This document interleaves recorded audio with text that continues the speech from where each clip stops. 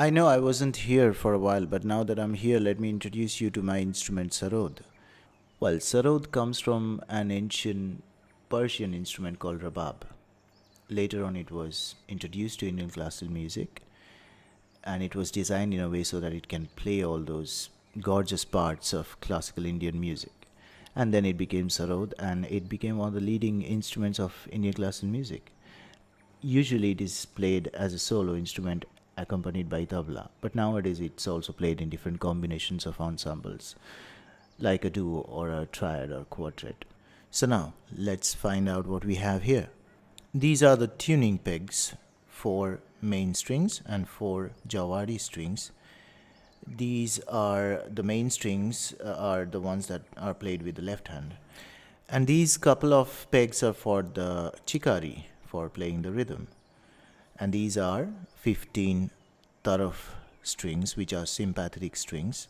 They are not particularly played, but they resonate when there is a melody played.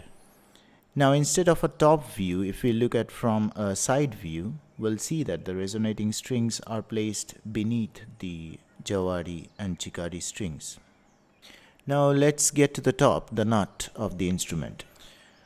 There are 4 strings placed on the nut, which are the main melody strings, which are played with the left hand nails.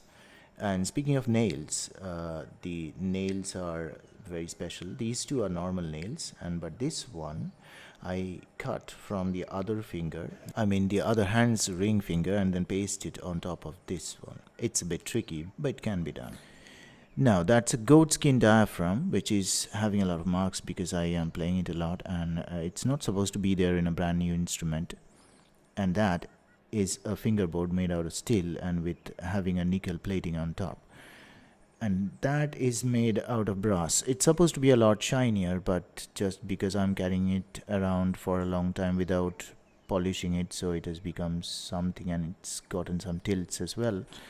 And here I'd like to tell you that the instrument is made out of 2 kinds of wood. One is rosewood or teak wood, and it's mostly hollow. And now the bridge. The bridge is one of the most important thing as far as sound is concerned. It can be made out of bone or horn, mostly when it's white, and else it can be also made of ebony, which in that case it'll be brown. And then behind the bridge, that's the place where all the strings are tied up. After being tied up, they float on top of the bridge and then go towards the nut.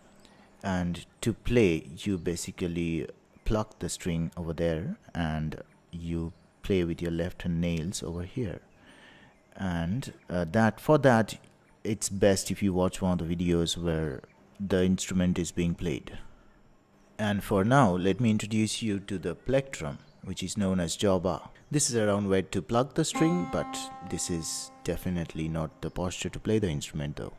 However, it's made out of coconut shell, and with the right filing, you can get all sorts of tones out of this. You can get the bold tone, the mellow tone, the shrill tone, and all the other various expressions of music. However, I'd like to mention that the variety of musical tonalities can also be produced by the left hand. The precise balance of the nail and the fingertip and the precise pressure can also generate the right expression and the sonic quality. And as I wrap up, let me show you the side and the back of the instrument a little bit. As I mentioned earlier, the wood is a hollow actually. And this is how the back looks like. Those are the thumb marks of holding the instrument in the neck while playing. And speaking of which, it reminds me that I have to go back and play.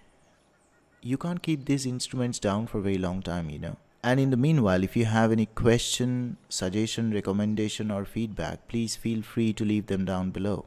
I will see you in my next video. And until then, cheers, keep learning and keep creating.